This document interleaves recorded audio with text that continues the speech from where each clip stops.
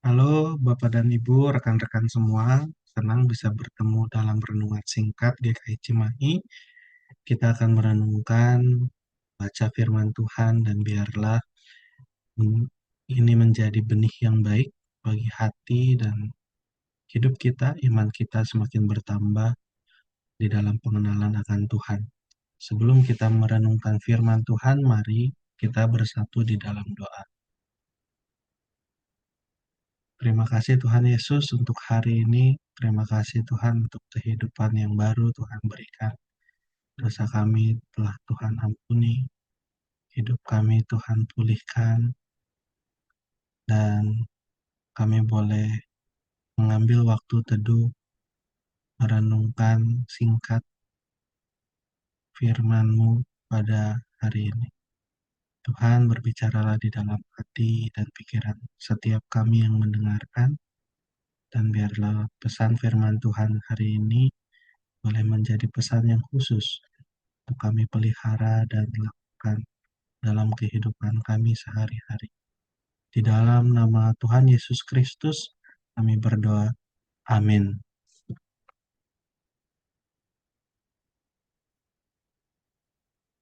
Bapak Ibu, rekan-rekan, saya mau mengajak kita sama-sama melihat Yakobus 1 ayat 5 sampai 8.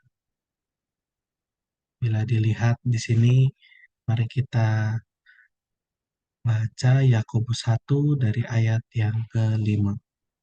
Tetapi apabila di antara kamu ada yang kekurangan hikmat, hendaklah ia meminta kepada Allah yang memberikan kepada semua orang dengan murah hati dan tidak membangkit-bangkit. Maka hal itu akan diberikan kepadanya. Hendaklah ia memintanya dalam iman, dan sama sekali jangan bimbang, sebab orang yang bimbang sama dengan gelombang laut yang diombang-ambingkan kian kemari oleh angin. Orang yang demikian janganlah mengira bahwa ia akan menerima sesuatu dari Tuhan. Sebab orang yang mendua hati tidak akan tenang dalam hidupnya. Kalau kita melihat kitab Yakobus dengan beragam pengajaran yang ada di dalamnya, di dalam pembukaannya ini kita melihat perikop yang dinyatakan iman dan hikmat. Di ayat yang kelima disampaikan, tetapi apabila kamu ada yang kekurangan hikmat, hendaklah ia memintanya kepada Allah. Kenapa? Kalau kita lihat ada kalimat sambung, tetapi kita perlu melihat di ayat yang sebelumnya. Jadi, surat ini ditulis oleh Yakobus, hamba Allah dan Tuhan Yesus Kristus, kepada kedua belas suku di luar Israel di perantauan, yang mengalami banyak penderitaan, kelaparan, kesusahan, dan dikejar-kejar saat itu. Nah, kita lihat di sini di ayat yang kedua, saudara-saudaraku, anggaplah sebagai kebahagiaan apabila kamu jatuh ke dalam berbagai pencobaan. Sebab kamu tahu bahwa ujian terhadap imanmu itu menghasilkan ketekunan. Biarlah ketekunan itu memperoleh buah yang matang, supaya kamu menjadi sempurna dan utuh dan tidak kekurangan apa-apa. Artinya permohonan hikmat ini juga berhubungan dengan apabila setiap orang yang percaya kepada Kristus, pengikut Kristus, jatuh di dalam berbagai pencobaan, kesulitan hidup, masalah, pergumulan, doa yang belum dijawab iya oleh Tuhan, dan berbagai macam hal, entah itu ada dalam pekerjaan, dalam hubungan, dalam keluarga, apapun berbagai pencobaan itu disebut anggaplah sebagai kebahagiaan. Mengapa? Sebab ujian terhadap iman menghasilkan ketekunan di tengah pencobaan-pencobaan yang ada. Nah, di situ disampaikan, kalau kita sulit memahami eh, keadaan atau tantangan yang sedang dihadapi, pencobaan yang kita alami, kita bisa meminta kepada Allah hikmat. Ajar kami mengerti Tuhan. Ajar kami melihat ada kasih, ada kuasa, ada kemuliaan Tuhan yang dinyatakan ketika kita ditimpa berbagai pencobaan. Nah, mintalah kepada Tuhan, karena hikmat ini menolong setiap kita pengikut Kristus untuk membuat keputusan-keputusan apa yang baik, yang kudus, yang berkenan di hati Tuhan. Hikmat ini menolong kita untuk menjalani kehidupan, memutuskan sesuatu hal yang penting yang ada dalam pilihan yang bisa kita pilih. Lalu, bagaimana eh, ketika kita telah meminta hikmat dari Tuhan? Hendaklah kita memintanya di dalam iman, jangan sama sekali bimbang. Ketika kita meminta hikmat kepada Tuhan dan kita percaya Engkau Allah sumber segala hikmat. Tiada hikmat yang lebih agung dan mulia dibandingkan hikmat yang ada dari pengajaran-pengajaran dunia atau hikmat kami sendiri dalam perenungan pikiran kami sendiri. Hikmat Tuhanlah yang jauh lebih agung dan mulia.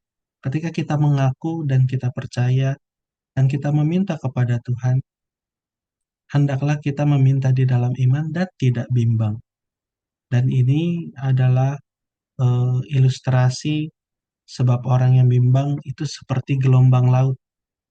Jadi kalau kita lihat gelombang laut tidak ada yang eh, stabil, begitu steady ya. Jadi ke kiri, ke kanan, ke kiri, ke kanan begitu. Orang yang demikian janganlah mengira bahwa ia akan menerima sesuatu dari Tuhan. Sebab orang yang mendua hati tidak akan tenang di dalam hidupnya. Adalah benar ketika kita mendua hati, eh, kita mengalami ketidaktenangan. Saya pernah mengalami itu. Percaya kepada Tuhan, tapi mungkin apa benar ya Tuhan bisa layak dipercaya? Atau kita bisa percaya dengan hikmat pengajar A, pengajar B, yang kadang berbeda dengan apa yang firman Tuhan atau sesuai prinsip dalam Alkitab. Dan zaman sekarang, zaman sumber informasi, itu ada banyak sekali akses. Kita bisa menelusuri beragam hikmat, apalagi yang audio visualnya bagus di sosial media. Dari TikTok, dari Instagram, dari YouTube, kita bisa memilih bahkan pengajar-pengajar hikmat mana yang kita perlu. Dan bisa jadi hikmat itu berdasar dalam prinsip pengajaran firman Tuhan, bisa jadi mirip tapi berbeda. Kita membutuhkan hikmat juga untuk menyadari hal tersebut. Nah, harapkan Tuhan untuk menjawab doa-doa kita. Itulah tema yang kita renungkan pada hari ini.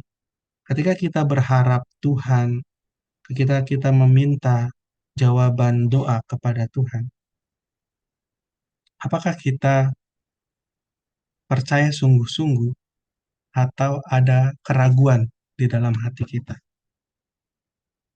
Nah, bagaimana caranya agar kita tetap memohon dan meminta kepada Tuhan di dalam doa dengan hati yang tidak bimbang, tapi penuh dengan keyakinan? Yang pertama, kita yakin sama apa yang kita percaya. Kita percaya kepada seseorang, kita percaya pada pribadi Tuhan Yesus Kristus. Kalau kita punya pengenalan yang dalam akan Dia, kita tahu eh, karakternya, kita kita bisa merenungkan dan meyakini isi hatinya seperti yang tertulis dalam firman Tuhan, dalam kesaksian-kesaksian eh, hidup orang yang percaya dalam Injil, dalam kitab Rasul, dan surat-surat kepada jemaat. Juga kita juga menyadari bahwa artinya kita perlu punya waktu khusus, memiliki waktu untuk mendengarkan, merenungkan, dan melakukan firman Tuhan. Karena dalam Roma 10 ayat 17 dikatakan, jadi iman timbul dari apa yang didengar, dan apa yang didengar itu berasal dari pemberitaan tentang Kristus. Semakin kita mendengar, merenungkan firman Tuhan, kita bertumbuh iman kita, pengenalan kita akan pribadinya Tuhan. Sehingga kita bisa berkata, apapun situasinya terjadi, aku nggak ngerti Tuhan, situasi ini, kenapa terjadi, pencobaan ini bisa terjadi dalam hidup. Tapi aku percaya Tuhan akan memberikan hikmat bagiku, bagi kami, keluarga, untuk melaluinya. Nah, pengenalan itu menumbuhkan iman, ya, dan iman itu membuat kita yakin, memberikan kita ketekunan, kita berharap kepada Tuhan. Dan yang kedua, itu pengharapan yang tidak mengecewakan hanya di dalam Kristus Yesus. Kita bisa saja berharap sama orang lain, tapi pengharapan itu bisa membawa pada kekecewaan. Atau dalam pikiran kita, pengharapan itu mestinya seperti ini. Harusnya cara Tuhan menolong adalah A, B, C, D. Cara Tuhan menjawab doa adalah seperti yang kita mau. Kita diajarkan dalam doa Bapa kami, biarlah kehendak Tuhan yang jadi. Ya, di bumi dan di sorga, di dalam kehidupan kita, biar kehendak Tuhan yang jadi, bukan kehendak kita. Dan yang terakhir, kita sadar bahwa ketika kita berdoa, itu adalah nafas kehidupan kita. Kita belajar bersandar, berserah, dan mengandalkan Tuhan setiap waktu, bukan sebagai bumper paling akhir, upaya paling akhir ketika kita sudah melakukan segala sesuatu, dan segala upaya ini tidak membuahkan hasil, baru kita berdoa. Bukan. Melainkan kita berdoa karena kita memiliki hubungan, memiliki akses untuk berbicara pada Tuhan Allah, sumber segala hikmat yang kita kenal di dalam Tuhan Yesus Kristus, yang sanggup melakukan segala sesuatu seturut dengan kehendaknya. Ya, biarlah renungan pada hari ini membuat kita yakin ketika kita membutuhkan hikmat dalam membuat keputusan-keputusan, kita dengan yakin meminta kepada Tuhan dan tidak menjadi bimbang. Kita teguh percaya bahwa Tuhan akan memimpin, Tuhan akan membuka pintu yang Dia mau buka, Tuhan akan menutup pintu yang mau Dia tutup. Setiap jawaban doa, biar kehendak Tuhan yang jadi. Dan kita, kalau kita melihat masih belum ada hal yang Tuhan jawab ya, artinya tunggu atau tidak, itu juga ada dalam kehendak dan kedaulatan Tuhan. Kita percaya bahwa hidup kita adalah milik Tuhan, apapun yang Dia mau kerjakan pasti terjadi.